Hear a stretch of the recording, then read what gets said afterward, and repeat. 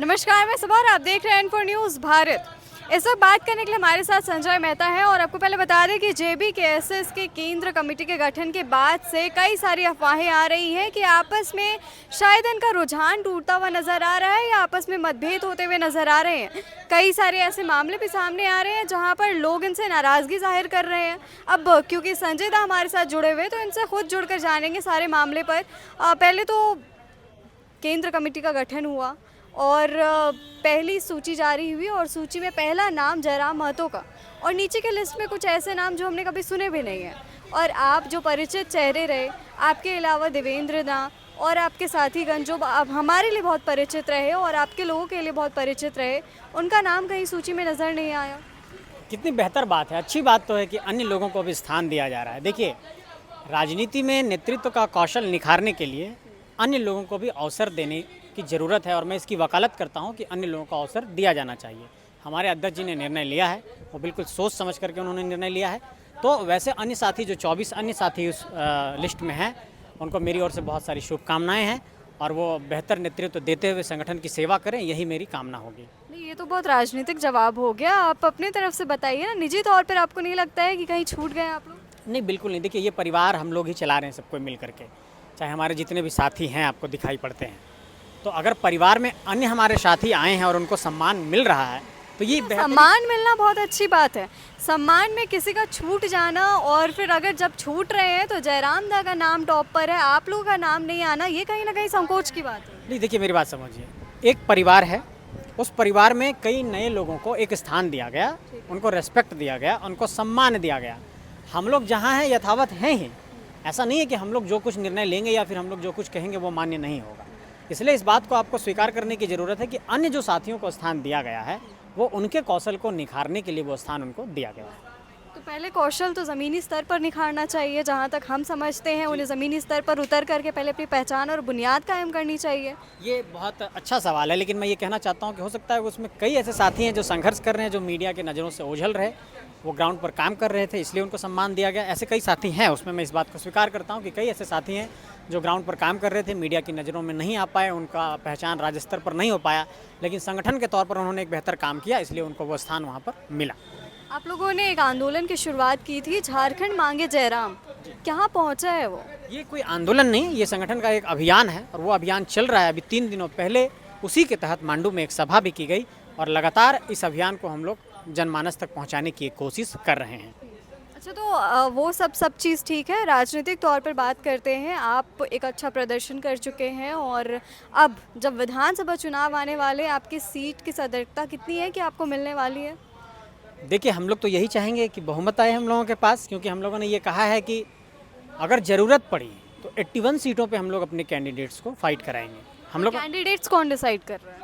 Candidate संगठन decide करेगा। अभी हम लोगों ने ये किया है कि जो लोग भी चुनाव लड़ना चाहते हैं वो प्रमंडल के उसके प्रभारी हैं, वो प्रभारी अपनी रिपोर्ट संगठन के स्क्रीनिंग कमेटी को देंगे। वो स्क्रीनिंग कमेटी फिर संगठन के समक्ष रखेगी और उसके बाद उस पर निर्णय होगा कि कौन वहाँ पर कैंडिडेट होने चाहिए। बहुत निजी सवाल है आपसे, आप हो गए या बाकी आपके जो साथी हो गए, देवेंद्र दा की बात कर ले, आपकी बात कर ले और जयराम महतो की बात कर ले, एक तुलना कर लेते हैं आपस में। आपके जो अध्यक्ष है, महाअध्यक्ष हैं आपके जयराम महतो, अगर हम बात करें ऐसे तो स्कॉर्पियो की गाड़ी में घूम रहे हैं और 50-55 हज़ार का फ़ोन लेकर घूम रहे हैं। आप लोग स्कूटी में घूम रहे हैं, कार में घूम रहे हैं, आप लोगों के पीछे एक टोली नज़र नहीं आ रही है। तो ये क्या हो रहा है? अध्यक्ष जी अपने आप को उठाते जा रहे हैं, साथ में जो घूमे, जो साथ में चले, जो संगठन में लड़ाई लड़ी, उन लोगों का हाथ क्यों छूट गया पीछे? नहीं नहीं, ऐसा नहीं है। देखिए क्या है, वो संगठन के अध्यक्ष हैं, जब वो कहीं जाते हैं तो और तमाम साथी पीछे पीछे जाते हैं उस सभा में उनका सहयोग करने के लिए। तो इसलिए आपको ये नज़र आता है कि वो काफिले के साथ चल रहे हैं। वो चलते एक ही गाड़ी से हैं, लेकिन वो काफिला यूं ही बन जाता है, ऐसी कोई बात है नहीं। तो आप लोगों के लिए स्कॉर्पियो का प्रबंध नहीं किया गया? मेरी बात समझिए, संगठन किसी को कोई गाड़ी नहीं देता है। अपनी स्वेच्छा से, अपने व्यक्तिगत सामर्थ्य से अगर लोग ले सकते हैं तो खरीदते हैं। तो ये आपको जयराम महतो जी जो हैं, उनके पास ये स्कॉर्पियो कहाँ से आया? वो संगठन के जो हमारे अन्य समर्थक साथी हैं वो अपना इस्तेमाल के लिए, वो कोई 5 दिन दे दिया इस्तेमाल करने के लिए, कोई 7 दिन इस्तेमाल करने के लिए दे दिया। जब मैं चुनाव लड़ रहा था तो कई सारे ऐसे हमारे शुभचिंतक थे जिन्होंने 10 दिन के लिए अपनी गाड़ी दी, फिर 10 दिन के बाद किसी एक अन्य साथी ने 10 दिन के लिए गाड़ी दी। तो इस तरह से लोग सहयोग करते हैं। तो ये सहयोग सिर्फ जयराम दा के लिए? अब ये निर्णय कर इस पर निर्भर करता है कि आपके शुभचिंतक, आपके व्यक्तिगत चाहने वाले लोग कितने हैं। आपके व्यक्तिगत चाहने वाले कम है। नहीं, मुझे भी तो मिला, मैंने कहा इलेक्शन के दौरान मुझे भी साथियों ने सहयोग किया, अपनी गाड़ियां दी, ठीक उसी तरीके से उनको भी हमारे साथी लोग सहयोग करते हैं, देते हैं, यही बात है और कोई बात नहीं। देखिए, संगठन कोई कॉरपोरेट स्ट्रक्चर से नहीं चल रहा है, ना ही कोई कॉरपोरेट फंडिंग से चल रहा है। ये संगठन पूरी तरीके से पब्लिक फंडेड है, क्राउड फंडिंग पे ये चल रहा है। ये लोग जब कहीं सभा करते हैं तो किसी ने साउंड दे दिया, किसी ने टेंट दे दिया, किसी ने खाने का इंतजाम कर दिया, सभा हो गई, किसी ने पोस्टर का इंतजाम कर दिया। इस तरह से ये संगठन चल रहा है। अब कितने दिनों तक इस तरह से चला पाएंगे, ये एक बड़ा चैलेंज है हम लोगों के लिए। बड़ा चैलेंज भी है और अब जब पास आ रहा है विधानसभा तो अब आप लोगों को डिपेंडेंट होने के छोड़ के लोगों के लिए डिपेंड होने का जरिया बनना होगा। आप समझ रहे हैं मेरी बात? क्योंकि अब आप लोगों को वो चीज़ें लानी होगी, वो पॉलिसीज़ पर सोचना होगा जो लोगों को, जनता को आप समाधान लोगों दे के सके। लिए समाधान साबित हो सके। जी, अभी तक तो स्थिति ये है कि हम लोग जनता के ऊपर एक लाइबिलिटीज बने हुए हैं। अब रिस्पॉन्सिबिलिटी लेने की बारी है। रिस्पॉन्सिबिलिटी हम लोगों ने लिया है, मुआवजा लगभग 20 करोड़ लोगों को दिलवाया है। लेकिन चूंकि हम लोग सिस्टम में नहीं हैं तो पॉलिसी के लेवल पे हम लोग कुछ नहीं ला सकते हैं, किसी को रिड्रेस नहीं कर सकते हैं ग्रीवेंस को। लेकिन जितने भी पब्लिक ग्रीवेंसेस हैं, ब्लॉक लेवल पे, जिला लेवल पे, ज़मीन का मामला हो, पुलिस थाना का मामला हो, कहीं पर मुआवजा दिलाने की बात हो, इन सारे ग्रीवेंसेस को हम लोग रिड्रेस करने के लिए अपना एक मैकेनिज्म बनाए। हमारी टीम जाती है, वार्ता करती है, बात करती है मैनेजमेंट से, जीएम से, सीईओ से और सीएमडी से बातचीत करके हम लोग इसका सॉल्यूशन निकाल रहे हैं। ये एक सच्चाई आप लोगों ने भी देखा होगा। जी, तो विधानसभा को लेकर क्या सोचा हुआ है? विधानसभा को लेकर सोच यही है कि झारखंड के अधिक से अधिक सीटों पर हम लोग अपने कैंडिडेट्स दें। 61 सीटों पर कैंडिडेट देने के लिए केंद्रीय समिति के सम्मेलन में हम लोगों ने ऐलान किया। ज़रूरत पड़ी तो इससे ज़्यादा सीटों पर हम लोग अपने कैंडिडेट्स को लड़ाएंगे। तो मतलब केंद्र में बैठ करके इस चीज़ों पर बैठक हो चुकी है? अभी केंद्रीय समिति का जब सम्मेलन हुआ तो इन्हीं सारे पहलुओं पर चर्चा हुई धनबाद में। उसके बाद जब प्रत्याशियों की सूची आ जाएगी तो फिर हम लोग आप बैठेंगे। मौजूद थे वहाँ?